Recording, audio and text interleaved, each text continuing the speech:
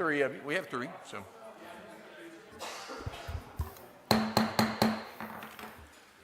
Good evening, ladies and gentlemen.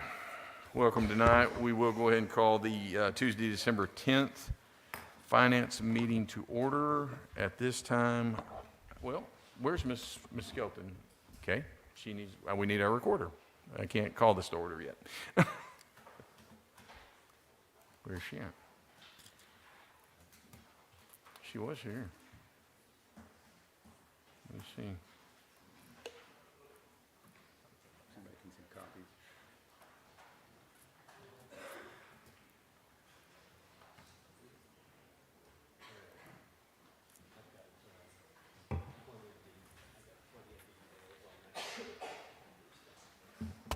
Miss Emily, did you see Miss Gina out there anywhere? Glenn went to look for. Okay. As they say, we can't start without a recorder. Do what? Yeah. Well, no, I don't. I can talk for a minute. Am I allowed to talk? Because we haven't done anything yet. Everyone needs to go to the Holiday Glow coming up Friday. They are giving away. No, I was just going to say something. That was not true and get Danielle in trouble, but I'm not going to do that. So, no, everyone go to the Holiday Glow. It's going to be a great downtown event. That's coming up 3 days from now. Today's Tuesday, so it's coming up Friday. So, lots of good stuff going on. So, and here comes Miss Skelton with our recorder. Oh, you're fine. Just can't start without a recorder.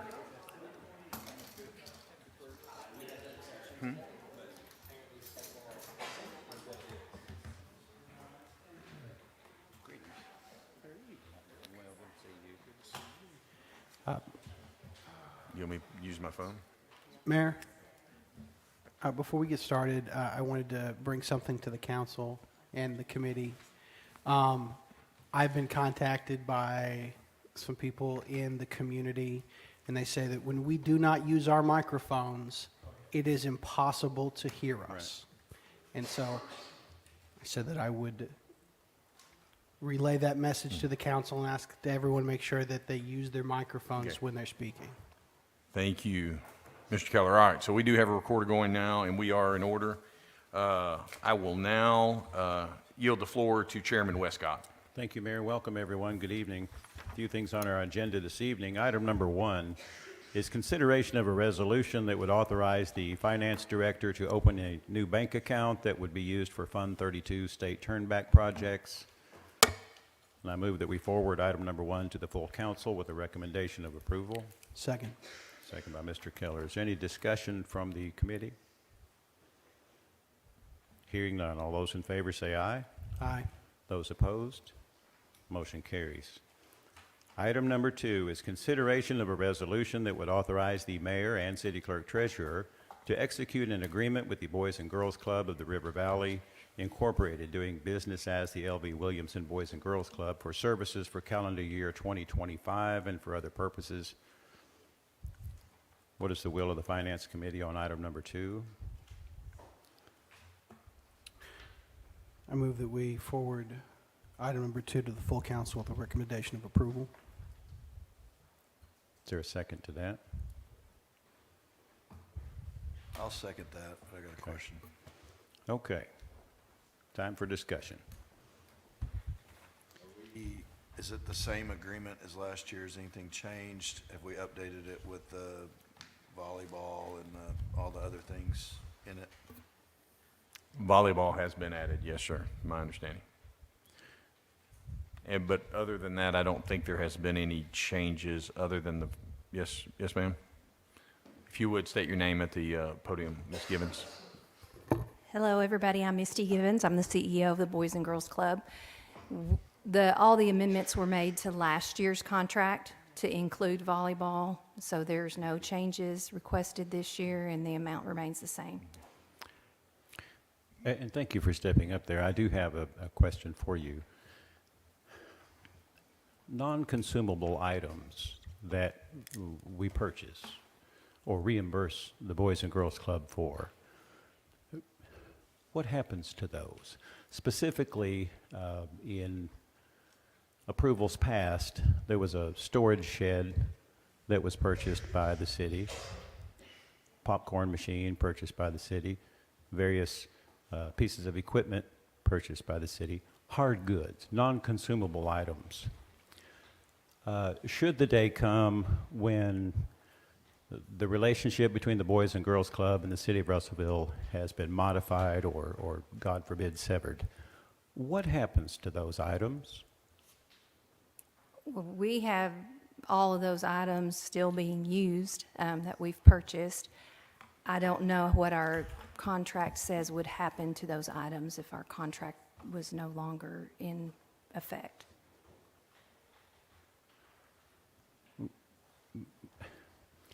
If we reimburse, or when we reimburse any entity for services rendered to the city,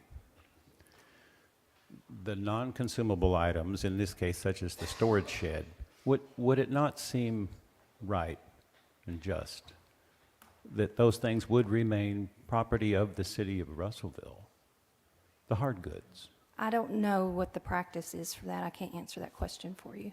Okay. My assumption was that it was purchased for the Boys and Girls Club to run their programs and that it was the property of the Boys and Girls Club. Mr. Smith, do you have any guidance? Say if the council wants it to be put in the contract that should there be a termination, and only a termination, then it would be returned. If that's the will of the council. But I think that should be at least something for the council to consider, because we pay for services rendered. We're not paying to build a person's business. We're not paying to, or ought not, I guess. We're paying for services. Now, granted, these physical, non-consumable items that have been purchased do work towards that goal. But at the end of the day, should the relationship be modified, one would think, or one could think reasonably, that those hard goods should remain property of the city of Russellville. And I just hope that the council would consider that aspect of this contract moving forward. Is there any other discussion on item number 2? Well, I don't agree that those items are non-consumable in a sense, because over time they depreciate and wear and tear. It's not like a property. If we're talking about, uniforms and things like a storage shed, I mean, at some point you might need a new storage shed, but also we're not just asking them to provide a service. We are partnering with them to do something that the city is unwilling to do because of the amount of money it would cost the city to provide that itself. And so I feel that we're treading on a very weird line to talk about,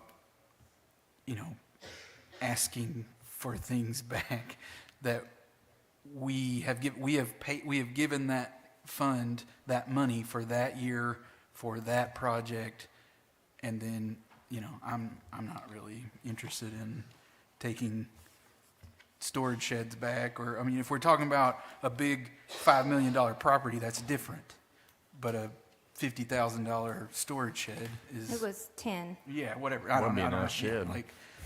Yeah, it's a nice shed, but yeah. So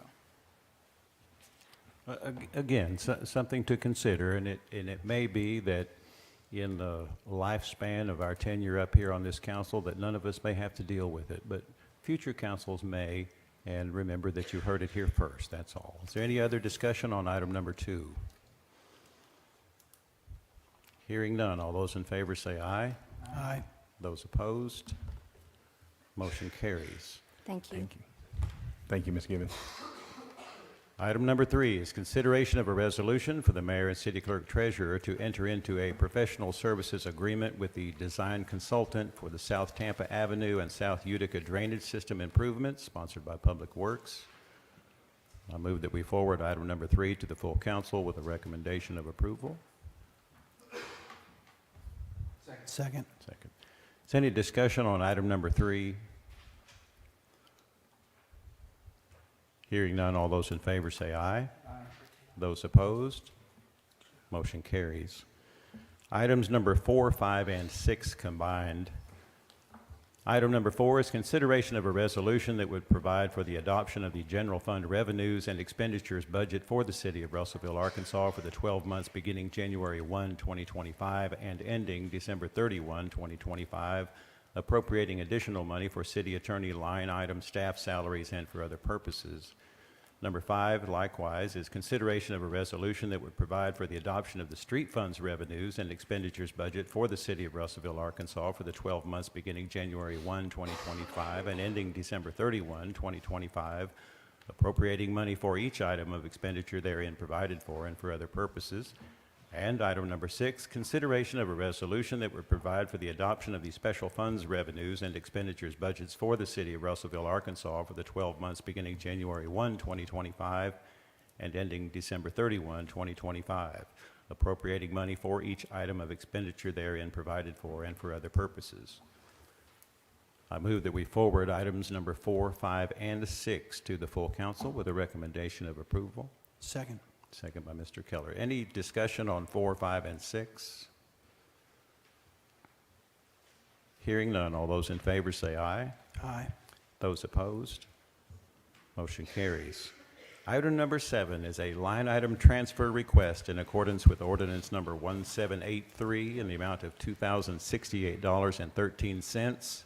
It would transfer certain amounts from contract labor, miscellaneous service contracts, and computer equipment maintenance from other professional services. I move that we forward item number 7 to the full council with a recommendation of approval. Second. Second by Mr. Keller. Any discussion on number 7? Hearing none, all those in favor say aye. Aye. Those opposed, motion carries. Item number 8 and 9. Number 8 is an appropriation request from a combination of the 2023 general fund reserves and the ADA grant reimbursements, the sum of $375,000 to be used to fund the construction of a 50-foot by 60-foot shop building to house equipment and tools at the airport. And number 9 is consideration of a resolution that would accept the ADA grant to build that shop to house equipment and tools. This is sponsored by the airport. I move that we forward items number 8 and 9 to the full council with a recommendation of approval. Second. Second by Mr. Keller. Is there any discussion on number 8 and 9? This is a grant. Can we just get the description of the grant? It's an 80-20 grant. Sorry. You'll be reimbursed, the 80% of it, you'll be reimbursed the $300,000. Our part will be $75,000 out of it. It's for like I say, a shop at the airport for our equipment that we have at the airport. Cool. So, Thank you. And thank you, Mr. Carp, for your work on that. Any other discussion on number 8 and 9? Hearing none, all those in favor say aye. Aye. Those opposed, motion carries. Item number 10 is consideration of the reimbursement request for the third quarter expenses for Main Street, Russellville, in the amount of $15,000.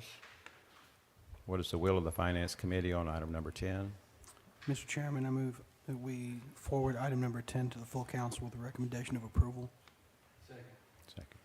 Is there any discussion on number 10? Hearing none, all those in favor say aye. Aye.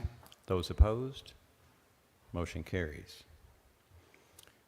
Item number 11 is discussion regarding the Alliance for Economic Development's quarterly reimbursements. Who, Mayor, is going to speak to item number 11? Dr. Megan Selman, would you approach the podium and please state your name for those watching? Let's do 12 too, if you will. Yeah, like item that. 11 and 12. Yes, Megan Selman. Our fourth quarter reimbursements will be over the quarterly limit for both workforce development and economic development, but they're still within our annual limit. And so initiated a discussion with Trey on some of the reasons why we've had some staffing positions open throughout the year that have led to lower reimbursements in other quarters. We're catching up this quarter.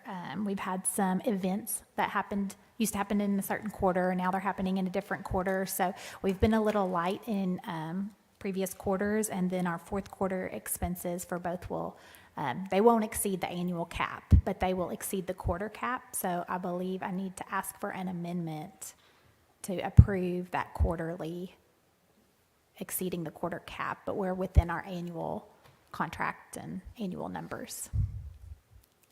And Trey may be able to say that better than I just explained it, but. There's a provision in each contract that the full council by majority vote can basically amend and allow them to go over the quarter cap, which is what she's requesting. So if the finance committee wants to do it, basically it would be a forward of approving the over the quarter cap. And those figures will be presented to us next week? Yes, Is that right? absolutely, yes, Okay. yes. So for tonight, it's just discussion, but to To make us allow. aware of what we're going to be facing next Thursday. Yes, Right. and because I didn't want to just submit those numbers that exceeded my quarterly cap without an explanation as to why. But we're still remaining within our contract, within our annual limit, and just the quarter exceeds that. I think that's it for item 11. We don't have to make a decision about it tonight or vote about it tonight. We can vote on it Thursday. Correct. Yeah. Thank you very much. Do I need to stay for 12? Okay. For number 12, we are looking at our contracts for 2025 and wanting to update update the contracts and maybe edit some of the language in the two separate contracts. We're going to try to set up a meeting with Trey to look at some of how we want to go about doing that, changing those for next year.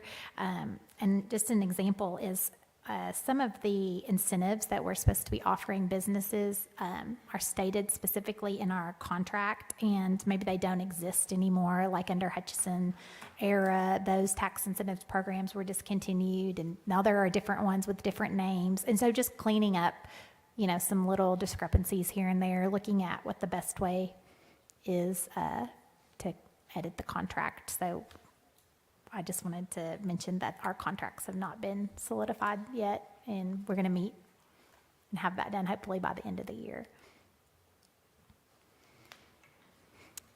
And so the council will be able to address the contract for next year when? At our next meeting, next Thursday? One of my questions is, would it be most efficient for us to write the contract, or we hire a counsel to write the contract and then let Trey look over the contract? Or does Mr. Smith need to rewrite the contract? And that's more time consuming, and then we, meet. How do you want us to proceed there? Are there any other changes besides those changes that you had mentioned before? Yes, there are some, and then just some general questions about different sections of the contract and things like that. So we just need to meet and discuss. Have you got an appointment set up with Mr. Smith yet? No.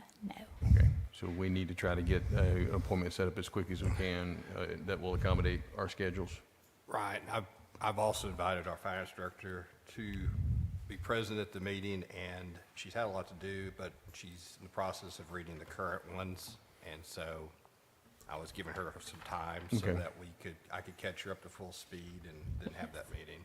And Mr. Smith has been communicating with us very well, like over email. Has been Okay. doing a great job of answering specific questions and helping kind of guide us along. So I think the meeting will be pretty short and efficient. We just haven't actually had it yet. This was something that I'd requested from Ms. Selman, or Dr. Selman, sorry. Okay, fine. Because we're doing the same thing with some Parks and Rec contracts, and it just seems like a lot of this stuff has gone years and years with, it just needs to be updated in general. So I asked her to set that meeting. I'd be present, whatever I need to do to help usher that along. But to update it to, 2024, 25 language versus it's probably got 2010 language in it. I don't know.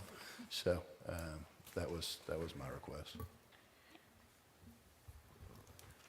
Mr. Smith, would you be amicable to me getting with you and Ms. Smith tomorrow and maybe setting up something for the first part of next week possibly? Figure you need Ms. Baker, but yeah. Oh, Baker, I'm sorry. I'm sorry. Yes. Yeah, so yeah, I'm sorry. Thank you. Thank you for correcting me. So, yeah, that'd be okay. All right. Thank you, sir. Okay, thank you. I just want to make sure and explain that. Thank you. We're doing our best we can. All right, thank you.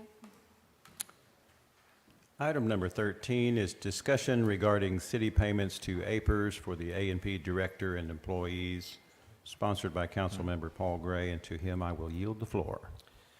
Thank you, Mr. Chairman. I just passed down a document that is an invoice from APERS. Please feel free to ask all the questions you want between myself and Mr. Smith. Hopefully, we can answer everything. Just to give you a thumbnail sketch, the long and short of this is there had sort of been an internal debate that's gone on apparently for many years as to whether the A&P director was a city employee. Mr. Smith, on my time on the A&P for the last almost 4 years, has said she is a city employee legally. The city reached out to APERS and asked that question by phone. The questions that were asked of us from APERS does the city do payroll on this? Well, the answer to that is no. Is the revenue, does the city do anything? Where does the revenue come from? It's tourism sales, tourism tax. Who does the A&P director answer to? Answers to the board, the A&P board. There's no payroll that goes through the city.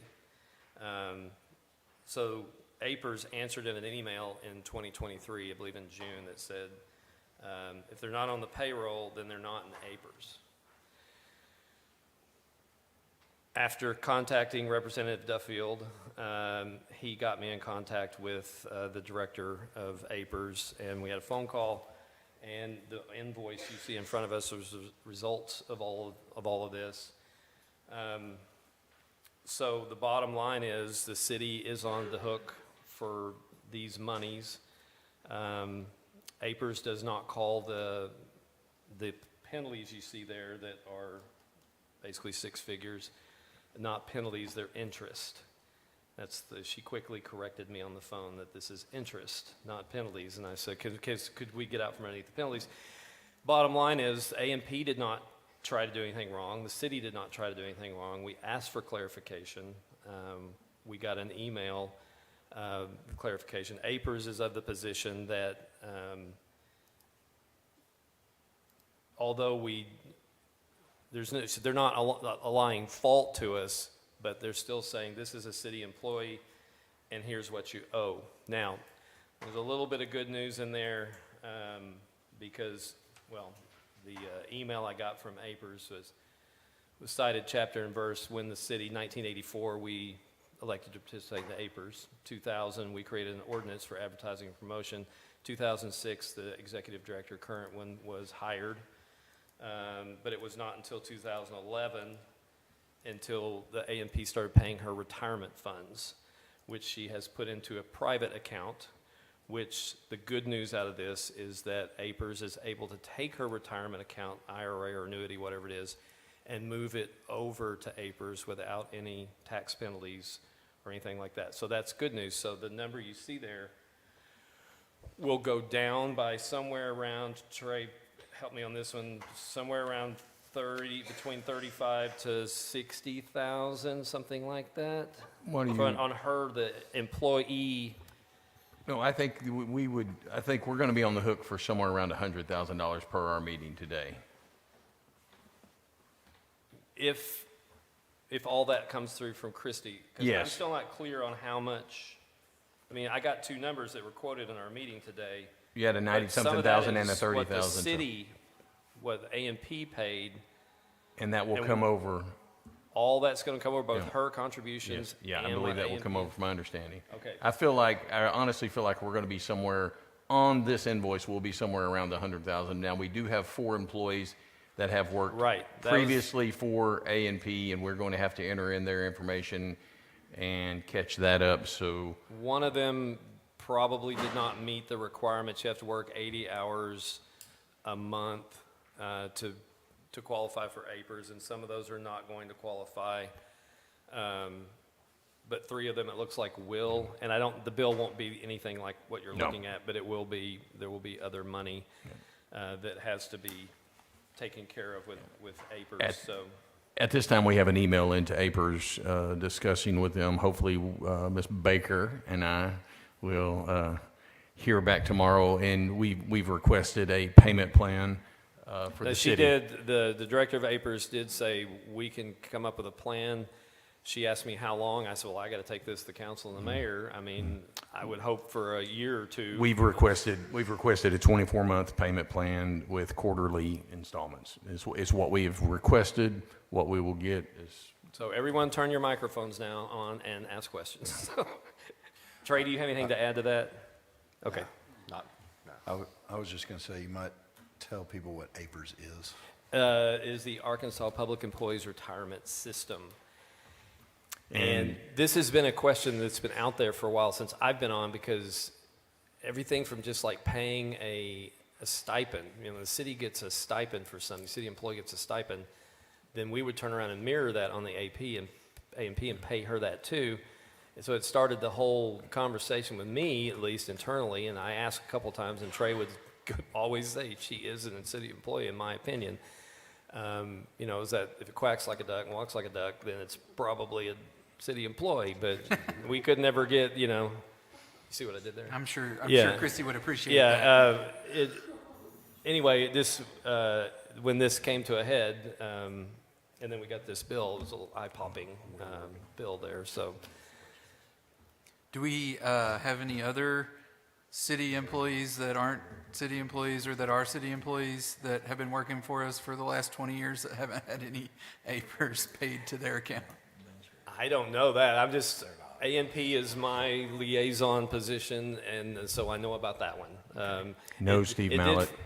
It did because I took this from a personnel point of view, because I felt like we had some serious personnel lapses possibly, and so we hashed all that out today, and a couple of small deficits that we think we fixed today as far as hiring and firing and all that kind of stuff. So that I was also coming at this from a personnel point of view, because if A&P has adopted the handbook, city handbook, but there are still a couple of practices that I wanted to double check on and make sure that we're covered from a personnel point of view. Okay, I've got a question, just to make sure I'm understanding this correctly. A&P pays her salary. Mm-hmm. Then why would A&P not be responsible for this portion then? You could take that, Trey. You're going to have to jump in here legally. You could take that. The deal is the A&P has been paying her retirement diligently based on what they were told to do long before I was on A&P. This goes back to 2006. No, I get that. Yeah. And we have been operating as we understood as well. Mm-hmm. But, obviously, if you're operating under an assumption that is incorrect, you have to go back and change and remedy that situation. Well, so I APRS don't is- understand. So if we pay for the arrears, will then A&P pay the APRS payments for her and all A&P Yeah, employees it's, moving forward? It's yes, Well- yeah, APRS will be paid through A&P. That's what Right. you're asking. Moving Okay. forward, yes. Yeah, So I've got two then- numbers here, about north of 30,000, the employee contributions, and then about 4,000 were city or A&P contributions. APRS has also said, based on the phone call I was on, that they would forgive 23 and 24, because they did send an email that said, based on that conversation from our finance department that called, and we learned never to call anymore. We're going to put everything in writing. But they had to go to their supervisor. The APERS had to go to their supervisor to let me find out, came back, got a short email in June of 2023 to the finance director that said she's not a city employee. So they're willing to drop all the penalties, interest. For those two. Because I was corrected very quickly, the interest for 23 and 24, so that'll help a little. So again, I guess where the disconnect is coming from me on this is that A&P pays the salary of the A&P employees. A&P pays the retirement of A&P employees, again, as they understood it, though incorrectly. A&P will, moving forward, pay all retirement contributions into APERS for all A&P employees. That is my understanding, So and then- we stayed after the meeting today with Ms. Baker, myself, and the executive director of A&P to talk about financial practices to make sure that we are So then, going forward we were trying to do the right thing before, but making sure that we, our fiduciary practices fit. understand, got it Right. crystal clear. I'm still not seeing, I'm having a disconnect if A&P pays I the know, salary. I know what he's asking, and I don't know the answer Why, to that. why, Mr. Smith why might would can help us. this be a city liability and not an A&P liability? Exactly. Because ultimately, the state law and APERS holds the municipality responsible because city council, the city through the city council created the A&P Commission. It is an entity that's created and it charges a city tax, which is handled by the city, but ultimately goes to the A&P and is spent by the city. It's city revenue. And under the, my understanding of the code, under the APERS provisions, that the city, right or wrong, is going to be held responsible for the entity, the city entity, the A&P Commission. Now, I get it. If A&P says we're not going to pay this, the city is ultimately liable. Has A&P said that they're not going to pay this back? Nothing like that. Okay. Nothing like that. This is all blown up in our face in the last 30 No, I get days. it. So I get it. yeah. And I think if we're able to say it's around, let's say with the other 4 or 3 employees or whatever that we're having to pay into it, let's say it's Yeah, those go back to 2006. $150,000 that is ultimately owed, and they're willing to take a 24-month installment plan on that amount. I think that would, I don't understand why A&P wouldn't pick that up, even though That is if they said, something- no, we're not going to. That is something this That would body be could us. propose, and that we take it to A&P, the budget. Or a 50-50, but here's is it we have input on how A&P operates in the sense that we have 2 members that are voting on the A&P board. But the city doesn't hire or fire. Right. The city doesn't have any control over that whatsoever. We don't, as far as how the organization operates, we have a say in the sense that we have 2 voting members. We do, and I would ask for Mr. Smith's help here too. But the A&P Commission is a little bit of an odd bird from a statute point of view. It's the state of Arkansas created these. Cities can opt in, and they are done very differently city to city. Some of them, the A&P is part of the city's budget, and they're a city employee that's part of the city's budget, and all the revenues come to the city and then are dispersed out through the city's finance department. Others do more like Russellville does, where the monies come in from the city, but then it goes over there, and it's the A&P runs that. And the A&P Commission is also audited by the same folks that audit the city. So it's an odd I'll go back to my duck. It's an odd duck. It is not, it's probably pretty unlike everything else the city has anything to do with in the way it operates and the way the statute. So Mr. Smith, if you can help me get out of my duck quagmire here. This is the only city commission where it's semi-autonomous once it's created by the city council. The state law says it will be the body, the commission, that determines the advertising promotion fund. It has complete autonomy in how it spends that.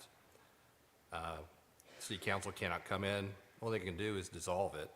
Otherwise, it says the commission shall engage in personnel agencies to incur such administrative costs as deems necessary to conduct its business. Means they can hire who they want to work for or contract with other agencies to incur administrative costs. They can sue and be sued in their own name, independent of the city. And also it can contract any type of contract, it's expressly said as well. So it's a very autonomous instrumentality of the city. And it has the state law, which gives them those express powers and duties. They can hold property in their own name and also buy and sell property and enter into leases as well. It's all expressly in the state law, so the city cannot override that. No, and I think I want to go ahead and say for the record, I think our A&P does an excellent job with what they do. Like I served as liaison to A&P at one point in time. I think A&P does a great job. Where I guess where it kind of sticks in my craw is, you know, let's say it's $150,000 over 24 months. Right. You're looking at around $6,250 a month. Knowing like the idea that A&P is couldn't pay that, or at least a portion of that. I don't think that's not. And I would be willing to say that as we haven't even explored that yet, because all we wanted to do was I watched as the sheet Okay, went down so there. this As is y'all were looking at it, going, you know, I wanted to see the facial expressions of because we just needed to. So this is just something that kind of we just got all this information today. It is and so a now we're discussion talking about point it. tonight for you to breathe it in and start working with it, and then proposals can be made to figure out how we're going to do this. We had a discussion today. And Mr. Smith, I believe, he'll correct me if I'm wrong, doesn't believe that we'll be charged interest upon the interest. That this will be, once we come into agreement with APERS, that there'll be a set amount. We're going to pay back the funds plus the interest, but there won't be any interest accruing on the things that are not paid, like in a regular amortization schedule or whatever. So yeah, this is just where do we go from here? It's letting you know about it, and where do we go from here? And so we can start thinking about that. I would add that I would like you guys to anticipate that we will have an appropriation next Thursday for a payment, because until we reach an agreement with them, we are paying interest, and it is growing. We are on the clock right now. We will now. If you would like to present, is A&P meeting between now and next Thursday? It meets the Thursday of council, 2 Yes. o'clock. So we will be meeting again. Yeah, before we meet again. I would love it if our liaisons would be able to come up with some sort of agreement where there's some splitting of this liability. I understand we were operating under a certain assumption. They were operating under a certain Absolutely. assumption. We were told one thing, it actually turned out to be another. And I feel like we should all work together to make this Well, we right. will, and I don't think that's unreasonable. But just like this body has a budget, they have a budget, or we have a budget on A&P, and so we'll have to take whatever recommendations the council. I will be glad to take whatever recommendation the council would have back to the A&P board next Thursday at 2 p.m. If we were to do a 50-50 split, I'd be super palatable to that. Well, and if you're available at 2 o'clock next Thursday, that would be awesome. We'll be meeting downstairs. so my understanding is whoever's available will pitch the idea of a 50-50 split on any Well, cost incurred Right now- above and beyond what we're talking. right now, Mr. Keller and I are having a conversation. Has anybody else got any ideas? Or want to harumph Mr. Keller or whatever is, because right now it's just you and I having a conversation about that. So I would love to hear what everybody else thinks about it. I appreciate, Mr. Keller, your concerns with that, and there's a lot of weirdness about this entire thing, and I get it, and I have not weighed in on your discussion because I can see merits in both of them. That meeting next Thursday is what time? 2 p.m. downstairs. Okay. Thank you. Any other discussion on item number 13? I would just make a point. Every other city employee, APERS, has been paid by the city. 100%. And so, And again, every- I'm not, whether they want to be involved in the process or not, their budget, the money that they get comes from the city. No. Not No, from it the tax doesn't. at all. It does It comes not. from Does a not. 3%. It never even even hits the city bank No, account. I mean, it comes from a tax. That they collect. That we do they not collect. We don't have anything to do with it other than saying we're going to collect the tax within our city limits, and then that's it. It's just on hotels too. That's it's a 3% it. Yeah, and that's Airbnb. That's it. We have nothing in there, and I agree. We do pay APERS for every city employee. We do, and ultimately because A&P folks are city employees now officially, that we will, if A&P was to say tomorrow, no, we're just not going to pay APERS on them no matter what, then we're going to do it because that's our responsibility as an entity. That's true. Well, let me add one other piece of contextual information. Ms. Graham took this position in 2006. There was discussion somewhere in the 2011-10 range, somewhere back then, where Christie approached a finance director and asked and was told, no, you're not a city employee.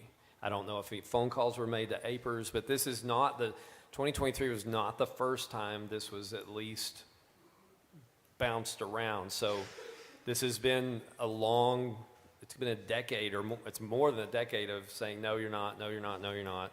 And then, yes, you are.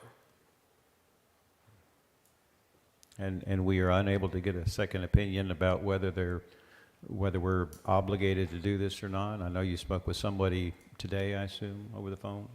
Or I through spoke email? with APERS along with Representative Duffield last week. He got the call organized, and he was on the call with me. Mr. Smith, I believe, has talked to APERS, and I know the mayor has talked to APERS. The same APERS director that previously had Yes. said one. They have a position that was made very clear. I'm sure we could challenge it legally if we wanted to, but I don't know. I mean, Mr. Smith could speak to Well, that better. it'd buy you some time, if nothing else. What's that? It'd buy you some time, if nothing else. Well, the only problem is that the clock's ticking, and so until we, as right now, we're accruing more penalties and interest, so we need to get an arrangement in place so we can stop that clock. So, Mr. Smith, is there anything to add to that? No, I mean, one of the things I cleared up is that they do have another penalty they could assess, and they've not assessed it because they've not found us willfully at fault, which is $150 a day for each day you don't file the returns to them. So they're not pursuing that because they found it not willful. Now, if we dig in our heels, that's something else you could think about.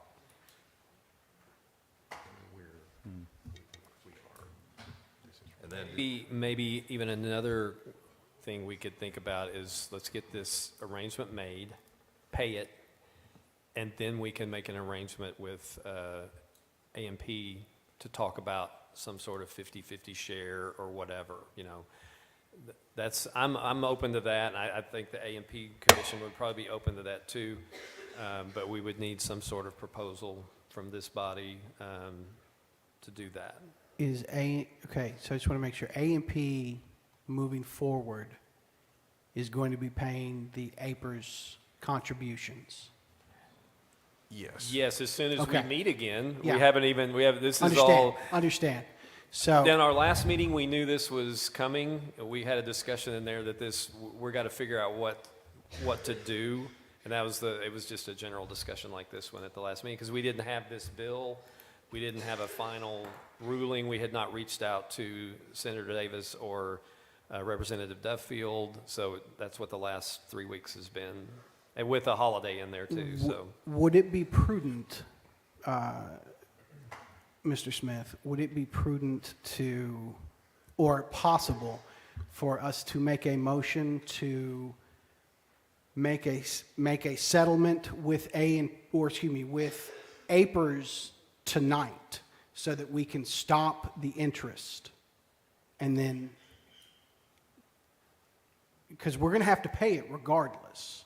So saying we're going to pay and make, enter into that payment agreement of the 24 monthly installments. And then next Thursday, after the A&P meeting, we'd have an idea of what A&P is willing to do, if anything, as far as some sort of split on this payment. And then we could have an appropriation that night for whatever that is, and we could vote on it.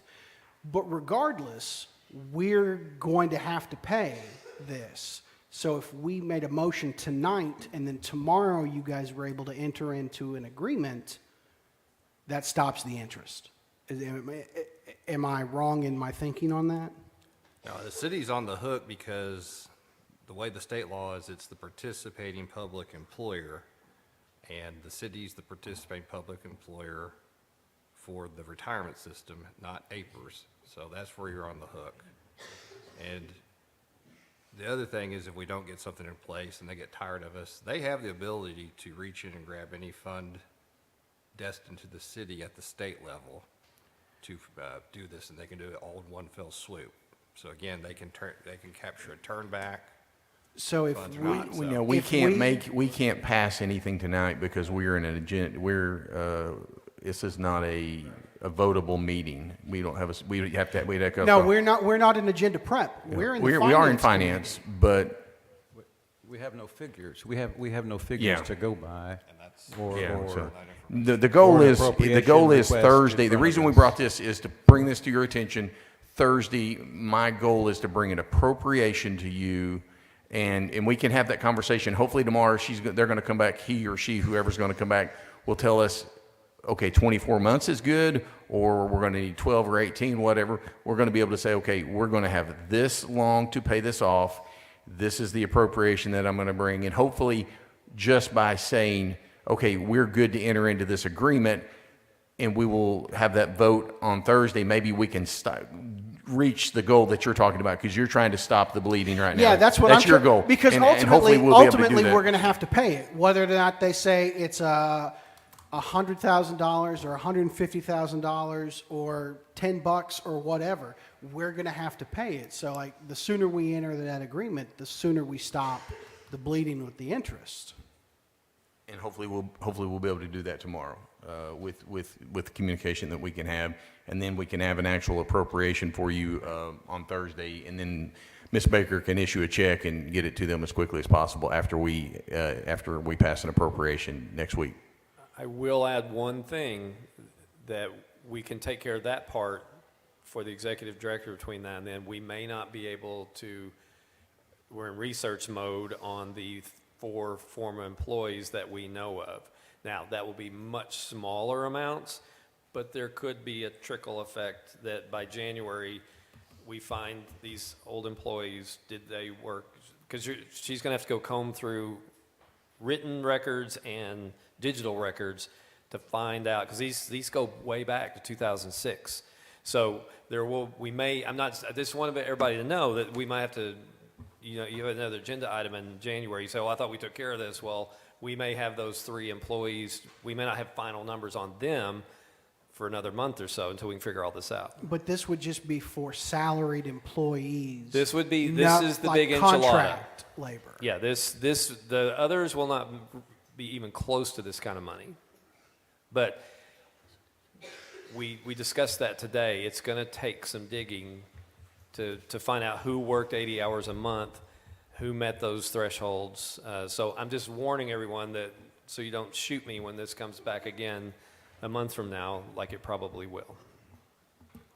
Okay, so next Thursday downstairs at 2 p.m. is the A&P meeting for all those interested, and we'll have an appropriation request in front of us next Thursday's finance meeting. Is that correct? That's my hope. Thank you. Yes, sir. Okay. When you get a final number and terms for repayment, could you email that out to the council just so that we'll have it? Yes, sir. Thank you.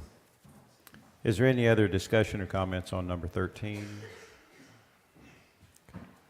Moving on to item number 14 is an appropriation request from the reserves of the 2003 Economic Development Fund, the sum of $4,500 to be used to construct an access driveway to the 1195 Elmira property sponsored by Public Works. And I'm assuming that this is city property that we're providing that access to. Is that correct? What we're doing is there is plus or minus 50 acres just south of Laddish. It is Laddish, isn't it? Yes, yeah, okay, yeah. No, Tabor, I'm sorry. Yeah, Laddish is on the other side, Tabor Extrusions. And we're putting a access driveway so that we can enter into a contract. We should have that contract with you Thursday for a log company to go in and log that property so that we can see what is there and hopefully start getting this piece of property to where we can certify it with the state to attract new, because we are down to one certified site right now as a city. And so we're looking forward to try to get that to where we can see what we need, the steps we need to do to get that certified and get that advertised with Arkansas Economic Development. So this is the beginning stages of that. Is that work done in-house? We are, Right, okay. I move that we forward item number 14 to the full council with a recommendation of approval. Second. Second. Is there any other discussion on number 14? Hearing none, all those in favor say aye. Aye. Those opposed? Motion carries. Mayor, to my knowledge, that's the last on our agenda. I yield the floor back to you. No. It's the last on this We agenda. have one more? It was a consideration of a resolution to amend Fund 29 to expand its usage. Where is that? It was Where's? supposed to be submitted. Who is this? I haven't seen this. Expand the parameters fund, created resolution 1914, maintain all types of grant monies received. Well, that was the last of the agenda in front of me, and so I Yeah, so- yield the floor So back to you. Who submitted this? Brittany wanted that. Oh, Brittany, okay. To expand the coronavirus grant, so it was only created for that. Now those funds are gone, and she said that she wanted for future use, any type of grants or requests to go in. Oh, okay, I see what, okay, I'm on track now. So this fund was set up when we brought in the AARP grant. Yes. Or, okay, we brought in those, not AARP, ARP, yeah, so we're all retired now, so, no, so, and then now you basically want this as a grant account. You're just changing the purpose of this account so that we can bring grant monies in. This is the account that we were talking about, correct? Okay, and I kind of give you a little bit of backstory on this. Kelly Dinko, our grant administrator, was applying for a grant, and they were wanting our routing number and banking account information to deposit information in it, and we weren't willing to give that on our main accounts because we have considerable monies in there, and so we're like, hey, we're not interested in that. So basically, this is going to be an account to where we can bring in grant funds and revenues and bring them in a low balance account. We're safe, and then we can transfer them to the proper accounts. Is that correct, Ms. Baker? Sorry, I dropped that one in, but yeah, we've had that discussion. So yes, basically that's what we're doing. So do we have a resolution amending? You want me to give that to you, sir? Because this is still your meeting. I'm sorry. Okay, this is a resolution amending resolution number 1914 that would expand the parameters of the fund created by resolution number 1914 to maintain all types of grant monies received by the city of Russellville, Arkansas for public and private entities and for other purposes. This now will become item number 15, and I move that we forward item number 15 to the full council with a recommendation of approval. Second. Is any other discussion on number 15? Hearing none, all those in favor say aye. Aye. Those opposed? Motion carries. Mayor, I yield the floor back to you. All right, we will adjourn just for a couple minutes and go back into agenda prep. I'll try to figure out how to do that,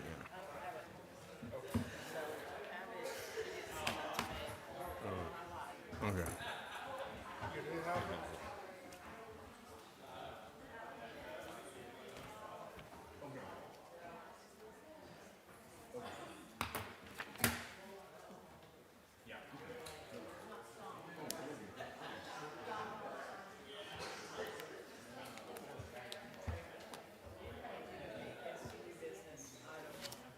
Yeah, it did.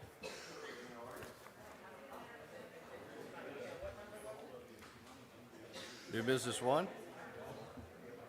It's the economic development. I know it's on. It's, yeah. I know. Yeah. All right, are we ready? Yep. Where did Mr. Go? I'm assuming he's back.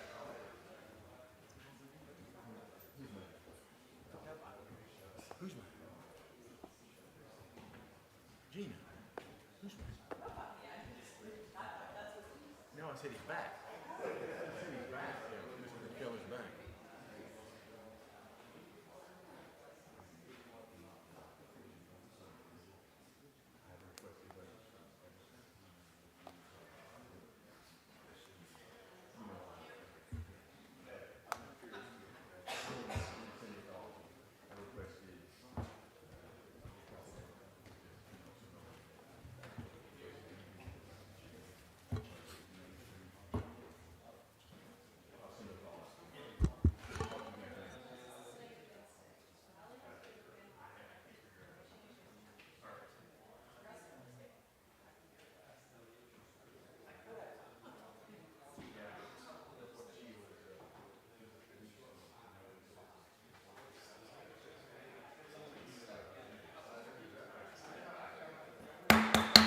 All right. Oh, sorry about that.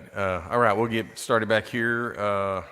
Welcome back, all those watching online. We'll jump into this December 10th, Tuesday agenda prep.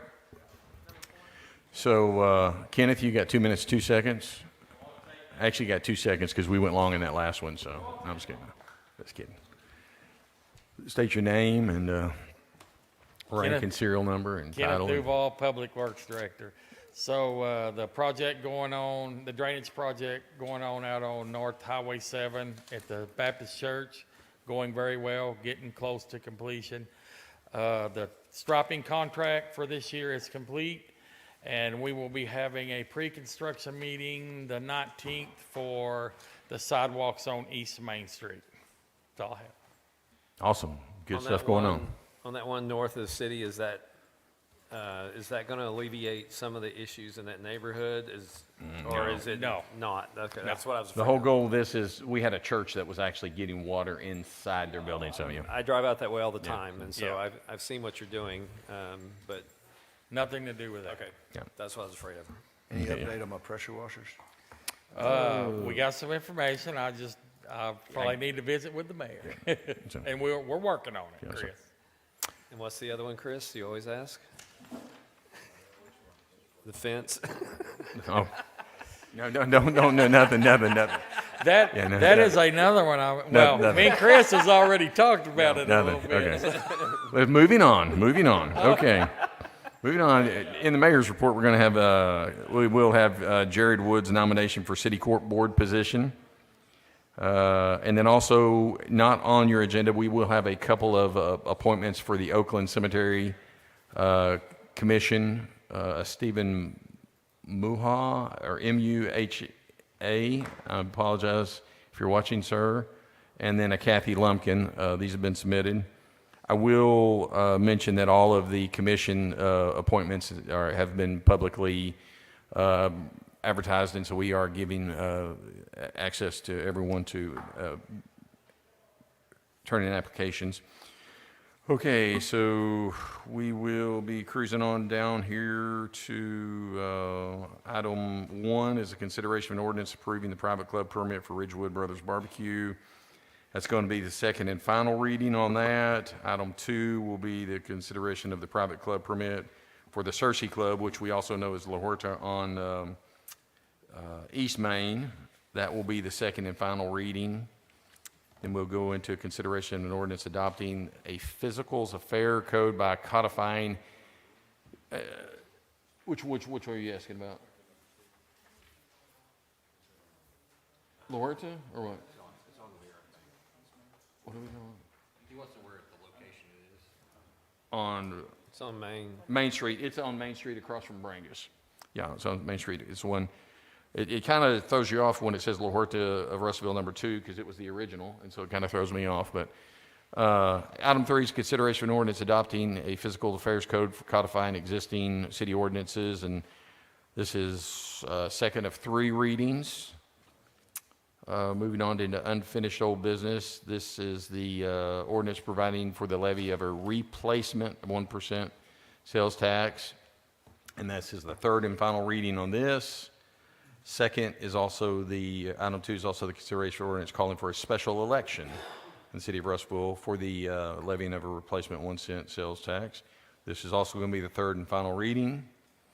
And then we also have item 3, which is consideration of ordinance authorizing the extension of water outside the city limits of Russellville. So 2420 Bradley Cove. This is also going to be a third and final reading. Item 4 is consideration of an ordinance, of an ordinance and an amendment to zone text amendment to adopt proposed changes to the Russellville zoning code. This is a second of 3 readings. And we also have item 5, which is a consideration of an ordinance codifying ordinances. There's several ordinances listed there. This is going to be the second of 3 readings. I'd like to have a point of information on that. Okay.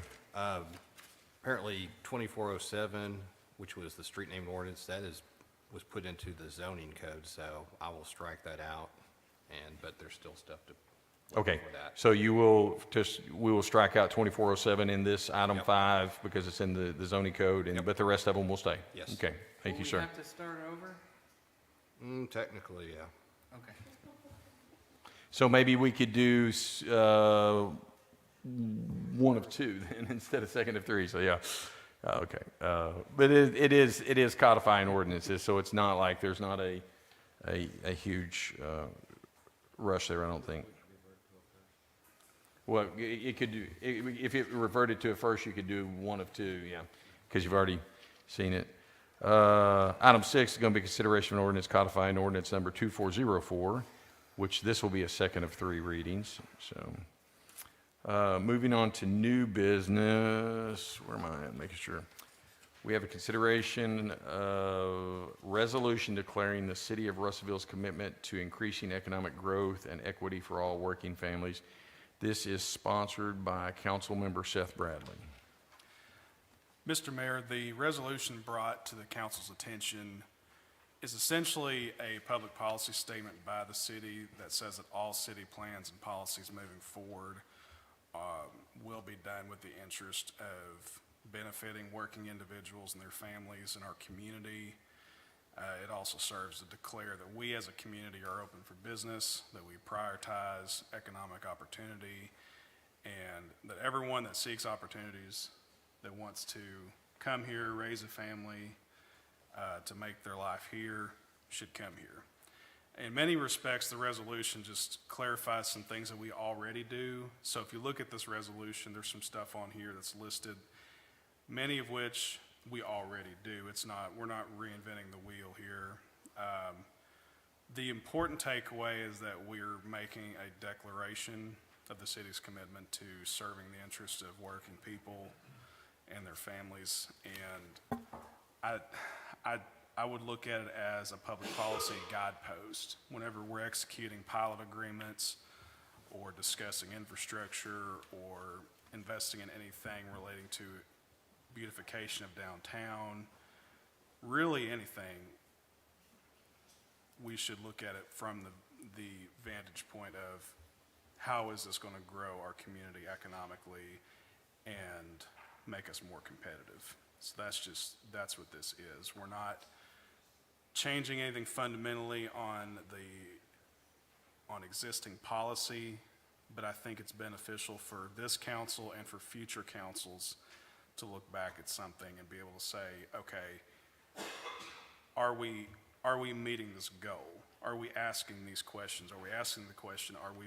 benefiting ourselves economically by doing these things? So that's why this is in front of us. I would prefer, I don't really think this needs multiple readings. This is my first time proposing, so. It's a resolution, yeah, we so y'all we don't get one, yeah. Okay. New guy, dumb. Oh, you're dumb, Dumb and young. No, you're fine. questions, So, One thing I would ask, and I'll be honest with you, I'd read this before, but it didn't register with me until listening to you. What does this say to our retired citizens that are no longer working? Because it values its working families, and so they were working families at some point in time, but now they're retired, and I had read this, and then when you said that, it resonated. I was like, whoa, wait a minute. Okay. So, is there something that we could? Well, and then you also have a large population that are on disability or different things, but I don't know. That's where I was just trying to figure out, and I don't disagree with your statements, but I'm just trying to. I just brought that up for discussion. I can tweak the language a little bit to be more all-encompassing. I don't intend it to be exclusive. In that And I know that's not your heart. That's without a doubt. That is not your intention. But we can. I can look it over in the next day or so, and if I can come up with something that makes it more inclusive, like what you're talking about, I'll send it to Mr. Smith, and then we'll put it in front of council on Thursday. If I'm stumped and I think, well, maybe I could give this another month or so to cook, then I'll pull it for next week. And I know that's not your intention, because I know your heart. I know it's a true desire for you to just say, hey, welcome. Just know that we're working for you as a community, and that's who you are, for sure. So that was the only thing, and I literally didn't catch that when I was reading it. It came up when I heard you say it. I mean, I want to, like, I appreciate that. I get the sentiment by asking the question and whatnot, but I mean, like, saying that we value our working families isn't saying that we don't value anyone who's not a working family. Like me saying, I like dogs. That doesn't mean I don't like cats. I'm just saying I like dogs, you know? It's in the context, so this is posed in the context of we want to advertise our city as growing, as a city that's progressing, that's becoming more competitive.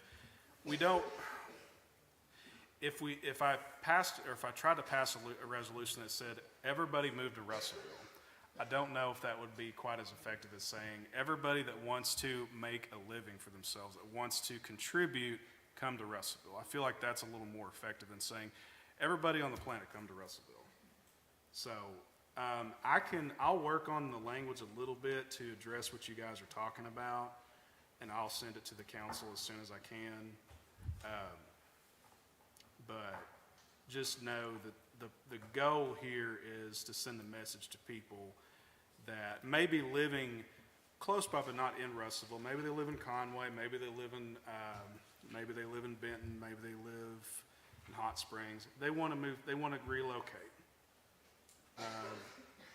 Age 35, 45, whatever. They've got kids. They want to move somewhere where they think they can build a living for themselves. That's the message that I'm trying to project. I can tweak it a little bit to maybe avoid creating any counterproductive messages. Yeah, I think, like I say, I know your heart and I know your intentions, and so I got faith that you'll make it happen. I'll send it to you guys. As soon as I come up with something, I'll send it to you. If I don't send anything to you, I'll just, in a reasonable time, I'll just pull it, so we don't get sprung. We don't get it sprung on guess at the last minute. No problem. Just a couple housekeeping items here. We are swearing in the new council members on Wednesday, January 1st. Mr. Pearson's here in attendance. Welcome. And that'll be at the Polk County Courthouse, first floor. We have an organizational meeting, which will be Thursday, January 2nd. Once again, this is where the council sets your policies and procedures. So, and you get your liaisons assignments. Is that supposed to be PM?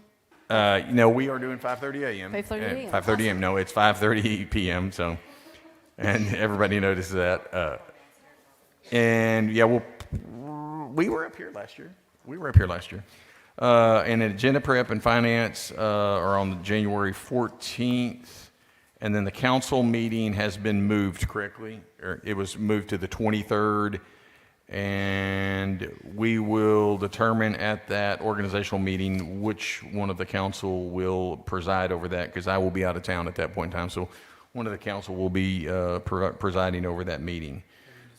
So I'm not sure if that's going to be, we'll have arm wrestling or something like that. So there's a chart. But the chart will be determined in the organizational meeting. So that it'll be a new chart, and so it'll be determined. And then I think that's it moving forward. Be sure and come down to Holiday Glow on Friday. So I think that's it. Entertain a motion? Motion to adjourn. Thank you, ladies and gentlemen.